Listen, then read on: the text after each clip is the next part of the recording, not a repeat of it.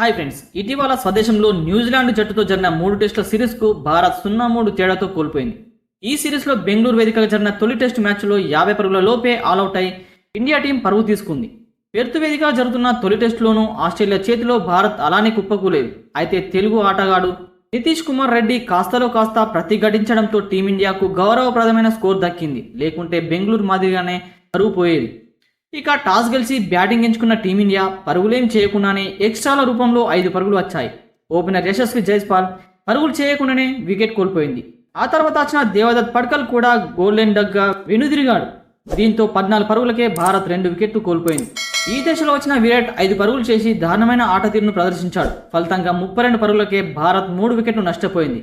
ఈ దశలో కేఎల్ రాహుల్ 26 పరుగులు చేయగా రిషబ్ పంత్ 37 పరుగులు చేసి బాధ్యతాయుతంగా ఆడినప్పటికీ కేఎల్ రాహుల్ వివాదాస్పద స్థితిలో అవుట్ కావడంతో భారత్ కష్టాలు మళ్లీ మొదలయ్యాయి. ఈ దశలో వచ్చిన జూరెల్ 11 రన్లు, వాషింగ్టన్ సుందర్ 4 రన్లు చేసి వెంటనే అవుట్ కావడంతో భారత్ టాప్ ఆర్డర్ పేకమేయడం తలపించింది.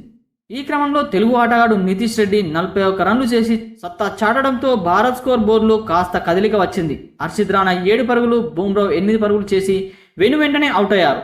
ఇక తోడుగా నిలిచే ఆటగాళ్లు లేకపోవడంతో ఆఫ్ సెంచర్ దిశగా వెళ్తున్న నితీష్ కుమార్ రెడ్డి కామిక్స్ బౌలింగ్లో కవాజాకు క్యాచ్ ఇచ్చి అవుట్ అయ్యాడు.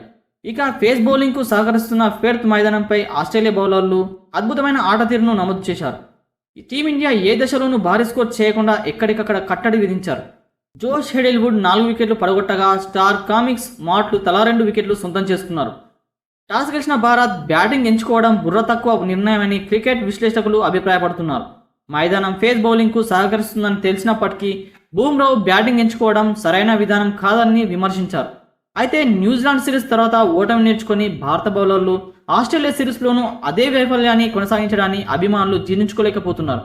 ముఖ్యంగా విరాట్ కోహ్లీ 5 పరుగులు చేయడం, యశస్వి జైస్వాల్, దేవదత్ 0 పరుగులకు అవుట్ కావడాన్ని తప్పుపడుతున్నారు.